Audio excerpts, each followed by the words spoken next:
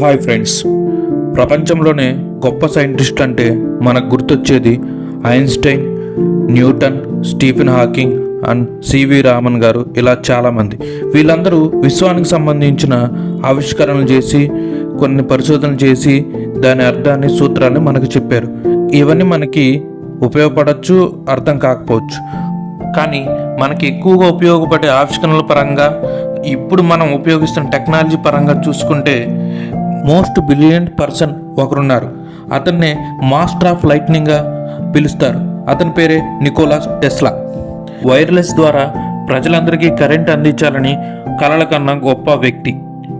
ప్రపంచం సరిగా గుర్తించని ఈ జీనియస్ గురించి, నికోలా టెస్లాకి మరియు థామస్ ఎడిసన్కి జరిగిన యుద్ధం గురించి, కొన్ని వందల కోట్లు సంపాదించిన టెస్లా గారు అన్నిటినీ ఎలా వదులుకున్నారు అన్న దాని గురించి, ఇతని బ్లూ ప్రింట్లు వాడి కూడా సైంటిస్టులు అయిన వారి గురించి, అతని ఆవిష్కరణలు ఈ ప్రపంచాన్ని ఎలా మార్చాయి, ప్రపంచం మర్చిపోయిన అంతటి గొప్ప వ్యక్తి అయిన సైంటిస్ట్ నికోలా టెస్లా గురించి మనం ఇప్పుడు తెలుసుకుందాం. అది 1856 జూలై 10న క్రొయేషియాలో ఉరుములు మెరుపుల మధ్య ఒక బిడ్డ జన్మించాడు. అతను జన్మించగానే అక్కడున్న పని మనిషి, అయ్యో ఇతనిది సన్ ఆఫ్ డార్క్ అంటే చీకటి బిడ్డలా అని పిలిచింది. కానీ ఆ బిడ్డ తల్లి మాత్రం కాదు, ఇతను సన్ ఆఫ్ లైట్ అంటే మాకు ఒక కాంతి కిరణంలా మారుతాడు అని నమ్మింది. ఆ పిల్లవాడు మరెవరో కాదండి, నికోలా టెస్లా. నికోలా టెస్లా వాళ్ళ ఫాదర్ ఒక చర్చిలో మత ప్రచారం చేస్తాడు. వాళ్ళ మదర్ చేతి పనులు, కొన్ని పనిముట్లు తయారు చేస్తూ ఉండేది. ఆమె నుంచే నికోలా టెస్లాకి సృజనాత్మకత, కొత్త ఆవిష్కరణలు చేయాలన్న ఆలోచనలు ఉండేది అని అంటారు.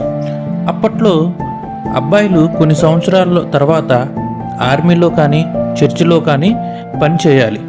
కానీ ఆ రెండు మన నికోలా టెస్లాకి ఇష్టం లేదు.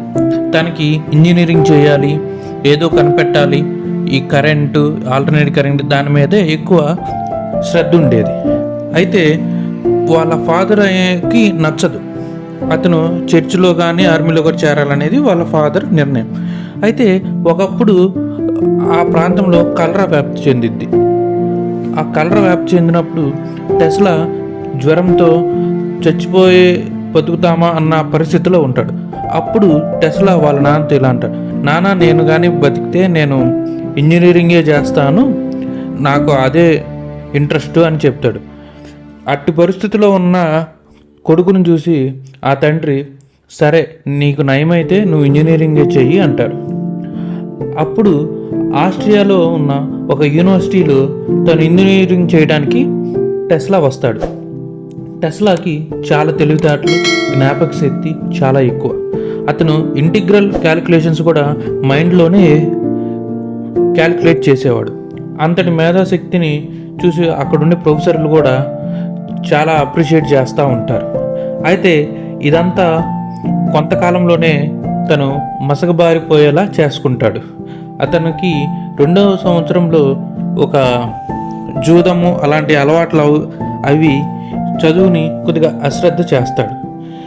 కానీ కొంతకాలం తర్వాత అవన్నీ పక్కన పెట్టి తన గ్రాడ్యుయేషన్ని పూర్తి చేస్తాడు. పూర్తి చేసి తను ప్యారిస్లో ఉండే ఒక ఎడిసన్ కంపెనీలో పనిచేయడానికి ఉద్యోగానికి వస్తాడు. అలా టెస్లా క్రొయేషియా నుండి ప్యారిస్కి బయలుదేరుతాడు. అలా టెస్లా ప్యారిస్లో ఉన్న ఎడిసన్ కంపెనీలో పనిచేస్తూ ఉంటాడు. అయితే టెస్లాకి ఎప్పటికైనా థామస్ ఆల్వా ఎడిసన్ని కలవాలనేది చిరకాల కోరికగా ఉండేది. ఆ సమయంలో అమెరికాలో అంతా డీసీ కరెంట్ సిస్టమ్ మీదే రన్ అవుతూ ఉండేది. అప్పుడు టెస్లాకి ఏసీ కరెంట్ ప్రొడ్యూస్ చేసే ఏసీ జనరేటర్ని తయారు చేయాలని ఉండేది. వాటి కోసం నిరంతరం పరిశోధనలు చేస్తూ ఉంటాడు. అక్కడ ఉన్న మేనేజర్ టెస్లా యొక్క ప్రతిభను చూసి టెస్లాకు అమెరికాకి వెళ్ళి ఎడిసన్ని కలవమని ఒక సిఫార్సు చేస్తాడు. టెస్లాకి కూడా అమెరికాకి వెళ్ళి ఎడిసన్ని కలవాలని ఉండేది. కలిసి తన ఏసీ కరెంట్ జనరేట్ ప్లాన్ని చెప్పాలని ఉండేది. అలా టెస్లా 1884 బయలుదేరాడు. తన జేబులో కేవలం 4 సెంట్లు మరియు ఎన్నో కలలతో అమెరికాకు చేరుకున్నాడు. అమెరికాకు చేరుకుని ఎడిసన్ని కలుస్తాడు. ఎడిసన్ కలిసి ఆ మేనేజర్ ఇచ్చిన లెటర్ని ఇస్తాడు. ఆ లెటర్లో ఇలా రాసి ఉండిద్ది: మిస్టర్ ఎడిసన్, నేను ప్రపంచంలో చూసిన వాళ్ళలో కేవలం 2 మాత్రమే గొప్పవాళ్ళు. ఒకరు ఎడిసన్ అయితే ఇంకొకరు ఈ టెస్లా అని చెబుతాడు. అది చూసిన ఎడిసన్ తన వద్ద పనిచేయడానికి ఒప్పుకుంటాడు. అప్పటికే ఎడిసన్ అమెరికాలో డీసీ కరెంట్ ప్లాంట్స్ నిర్మించి కొన్ని నగరాలకి కరెంట్ సప్లై చేస్తూ డబ్బు సంపాదిస్తూ ఉంటారు. డీసీ కరెంటు వల్ల చాలా ఇబ్బందులు ఉండేవి. అది ఎక్కువ దూరం వచ్చేవి కాదు. ఒక్కోసారి మంటలు మెరుపులతో చెడిపోయేది.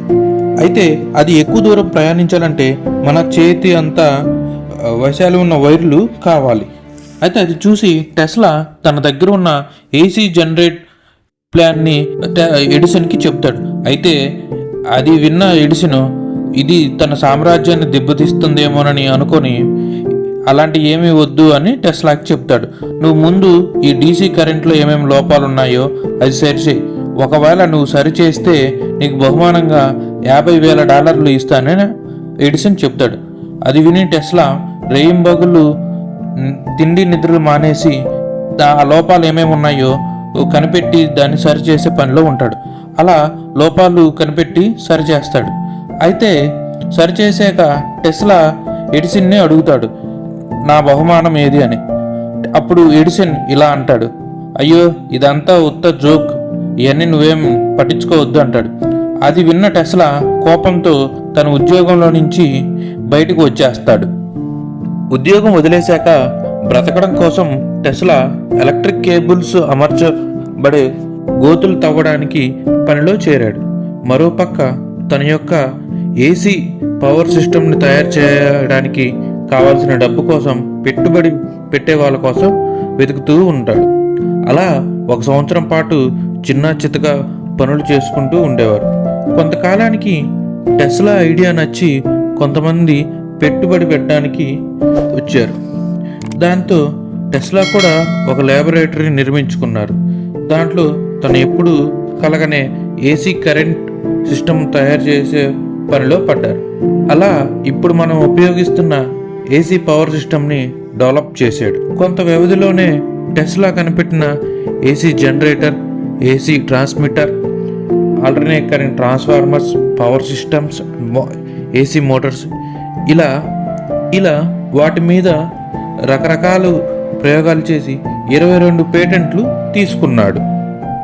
అయితే టెస్లా కనిపెడుతున్న ఏసీ సిస్టమ్కి మంచి భవిష్యత్తు ఉందని ముందే గుర్తించిన జార్జ్ వెస్టింగ్ హౌస్ అనే వ్యక్తి టెస్లా పేరు మీద ఉన్న ఆల్టర్నేట్ కరెంట్కి సంబంధించిన అన్ని పేటెంట్స్ని $1 మిలియన్ కొనుక్కోవడానికి టెస్లాతో ఒప్పందం కుదుర్చుకున్నాడు.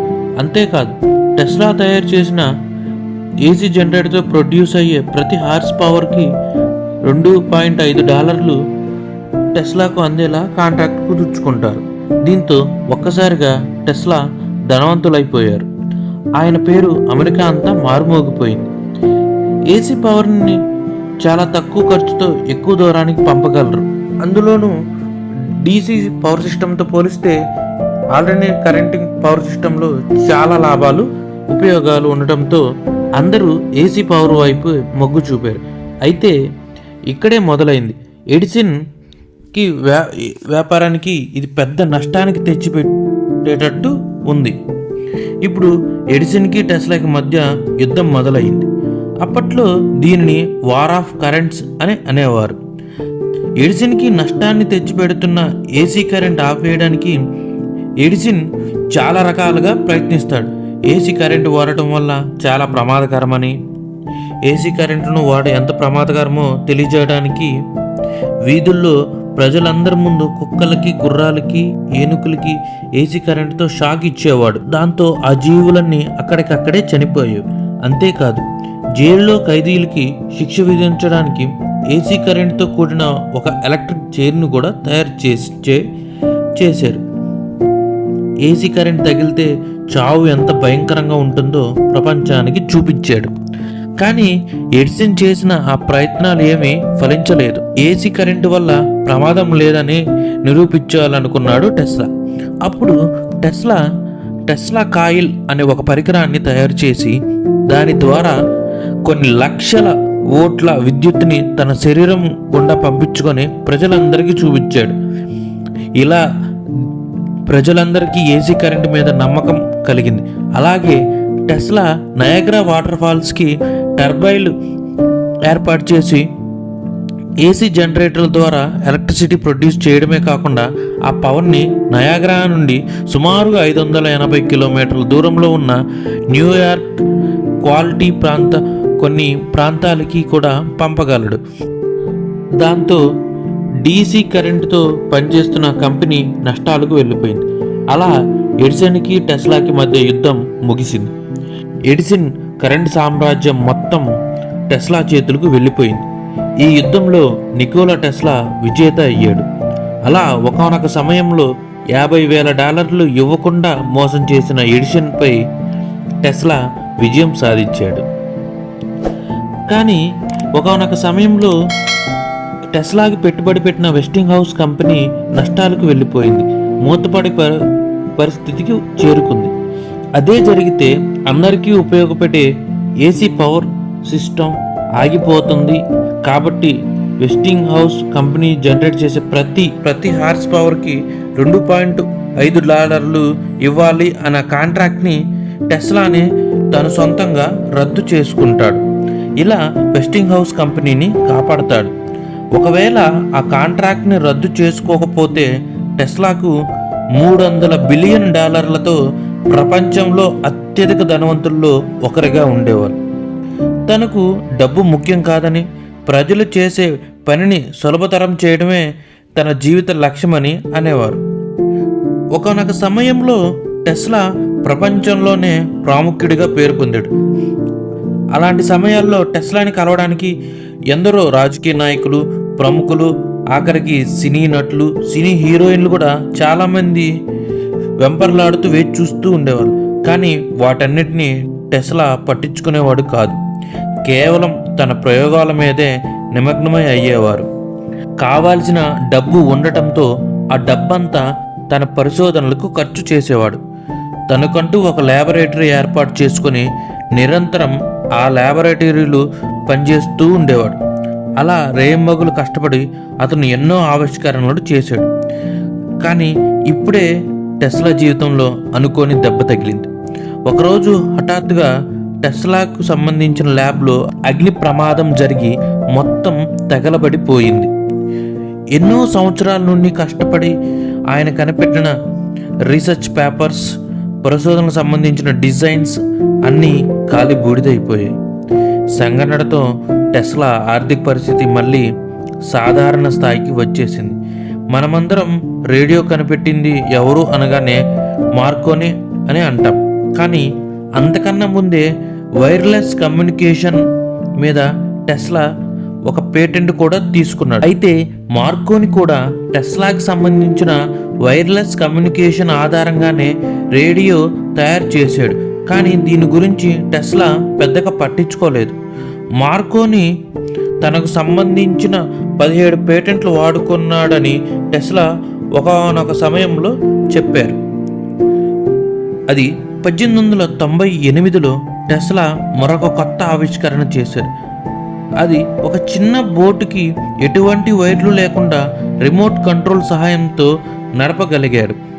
మొట్టమొదటి వైర్లెస్ రిమోట్ కంట్రోల్ డివైస్ అనడానికి దాంట్లో సందేహమే లేదు.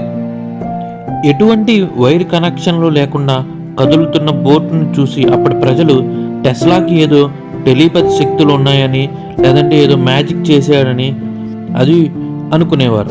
అదొకటే కాదు, టెస్లాకు ఆయిల్ induction motor, Tesla turbine, neon labs, ఎక్స్రేలు ఇలా ఎన్నో పరిశోధనలు, ఆవిష్కరణలు చేశాడు టెస్లా. అయితే టెస్లాకి ఉన్న చిరకాల కళ ఏంటి అంటే కరెంటు వైర్లు లేకుండా కావాల్సిన చోటు నుంచి మరొక చోటుకు పంపడం అనేది తన చిరకాల కళ. కానీ ఆ ప్రయోగం చేయడానికి చాలా ఖర్చు అవుతుంది. అయితే అటువంటి సమయంలోనే జేపీ మోర్గాన్ అనే ఒక వ్యక్తి టెస్లా దగ్గరికి వచ్చి వైర్లెస్ ద్వారా ఒక చోట నుంచి ఇంకో చోటకి ఏదైనా మెసేజ్ పంపే పరికరాలు ఆవిష్కరించమని టెస్లాకి $150,000 ఇస్తారు. అయితే టెస్లా మాత్రం సీక్రెట్గా ఆ డబ్బంతా తను కలగన్న వైర్లెస్ ద్వారా కరెంట్ సృష్టించాలనుకున్న దాని మీద ఖర్చు పెట్టేశాడు. ఆ డబ్బు వాడి వార్డెన్ క్లిఫ్ అనే టవర్ని నిర్మించారు. ఇది కొంతవరకు సక్సెస్ కూడా అయింది. అయితే పెట్టుబడి పెట్టిన జేపీ మోర్గాన్కి ఇది నచ్చదు. వైర్లెస్ ద్వారా ఎలక్ట్రిసిటీని పంపడం వల్ల తనకు ఎటువంటి లాభం ఉండదని జేపీ మోర్గాన్ అప్పటి నుంచి టెస్లాకి డబ్బులు ఇవ్వటం మానేశాడు. దానితో వార్డెన్ క్లిఫ్ ప్రయోగం నిలిచిపోయింది. ఎటువంటి వైర్లు లేకుండా ఎలక్ట్రిసిటీని ఒక చోటు నుంచి ఇంకో చోటుకి పంపాలనుకున్న కలగానే మిగిలిపోయింది. అదే కానీ కొనసాగి ఉంటే ఈరోజు మనం ఎలక్ట్రిసిటీ వైర్లు లేకుండా ఒక చోటు నుంచి ఇంకో చోటుకి పంపుకునే వాళ్ళమేమో. ఇలా 4 సెంట్లతో పేదవాడిగా అమెరికాకి వచ్చిన టెస్లా కొన్ని $1,00,000 సంపాదించి మళ్ళీ ఏమీ లేని పేదవాడిగానే మిగిలిపోయాడు మన టెస్లా తన ఆవిష్కరణలతో ఎంతోమందిని ధనవంతులుగా మార్చారు. కానీ అతను మాత్రం పేదవాడిలాగే ఉండిపోయాడు. తన దగ్గర పరిశోధన చేయడానికి డబ్బులు లేనందువల్ల టెస్లా ఒంటరివాడైపోయి కొంతకాలం ఆధ్యాత్మికంగా మన దేశానికి చెందిన స్వామి వివేకానంద ఆధ్యాత్మికకు దగ్గరయ్యాడు. స్వామి వివేకానంద మరియు టెస్లా అప్పుడప్పుడు ఉత్తరాలు కూడా రాసుకునేవారు అని మనకి ప్రాచుర్యంలో ఉంది.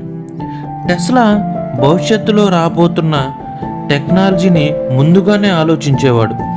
ప్రజలు పర్సనల్ రేడియో ద్వారా ఒకరికొకరు మాట్లాడుకుంటారు అని ముందే చెప్పాడు. ఆ పర్సనల్ రేడియో ఏదో కాదు, ఇప్పుడు మనం వాడుతున్న మొబైల్ ఫోన్స్. లెక్కలు చేసే యంత్రాలను సూట్ కేసులో తీసుకుని వెళ్తారని చెప్పాడు ఒక సమయంలో. అదే ఇప్పుడు మనం వాడుతున్న ల్యాప్టాప్స్. ఎలాంటి వైర్లు లేకుండా సమాచారాన్ని ఒక చోటు నుంచి ఇంకో చోటకు పంపగలము అని నమ్మాడు. అదే మనం ఇప్పుడు వాడుతున్న ఇంటర్నెట్. టెస్లా యొక్క పేటెంట్ని తన డిజైన్ని చూసి కాపీ కొట్టి రేడియోని కనిపెట్టిన మార్కోనికి కూడా నోబెల్ ప్రైజ్ వచ్చింది. కానీ ప్రపంచ గతిని మార్చిన నికోలా టెస్లాకు మాత్రం ప్రపంచం తగిన గుర్తింపు ఇవ్వలేదు. టెస్లా పెళ్ళి కూడా చేసుకోలేదు. చివరి వరకు ఒంటరిగానే బతికారు. ఎప్పుడు తను పావురాలతో ఆడుకుంటూ పావురాలతోనే ఉండేవాడు. అలా ఒంటరిగా బ్రతుకుతుండగా ఒకసారి అతనికి ఒక కారు యాక్సిడెంట్ అయింది. దాంట్లో అతని బాడీలోని పక్కటెముకలు ఇరిగిపోతాయి. అప్పుడు టెస్లా ద్వారా లబ్ధి పొందిన జార్జ్ వెస్టింగ్హౌస్ కంపెనీ టెస్లా ఉండటానికి తినడానికి కావాల్సిన ఖర్చులు చూసుకునేది. అది జనవరి 7, 1943 తన న్యూయార్క్ హోటల్ రూమ్లో టెస్లా మరణించారు. మనకు కనిపించని కరెంటుని ఆయన తన ఊహల్లో చూడగలిగారు. దానిని మనకు అందించాలనుకున్నారు. ప్రపంచానికి వైర్లెస్ ఎలక్ట్రిసిటీని ఇవ్వాలని అన్నారు. మీకు తెలుసా, ఇప్పుడు మనం ఉపయోగిస్తున్న 80% టెక్నాలజీ టెస్లా కనిపెట్టిన ఏదో ఒక దానితో కనెక్ట్ అయి ఉంటుంది. టెస్లా ఏనాడు డబ్బు కోసం చూడలేదు. ప్రజల జీవన స్థితిని పెంచడానికి, మనుషుల జీవితాన్ని సులభతరం చేయడానికి టెస్లా ఎప్పుడూ కష్టపడుతూనే ఉండేవాడు. ఆయన పేరు మీద సుమారుగా 300 పేటెంట్లు ఉన్నాయి. ఆయన కొన్ని 100లకు పైగా ఆవిష్కరణలు చేశారు. ఆయనే కనుక డబ్బు కావాలనుకుంటే ప్రపంచ ధనవంతుల్లో ఒకరిగా ఉండేవాళ్ళు. కానీ అలాంటి జీనియస్ని ప్రపంచం సరిగా గుర్తించుకోకపోవడం చాలా దురదృష్టకరం. కరెంటు మనకి ఎలా కనపడకుండా ఉపయోగపడుతుందో అలానే టెస్లా గారు కూడా భౌతికంగా దూరమైన ఏదో ఒక రూపాన ఆయన చేసిన ఆవిష్కరణలను మనకి ఎప్పుడూ ఉపయోగపడుతూనే ఉంటాయి. Thank you friends. ఇలాంటి మంచి ఇన్స్పైరింగ్ కథలు వినాలంటే please subscribe and support this Nani Talks channel. Thank you, friends.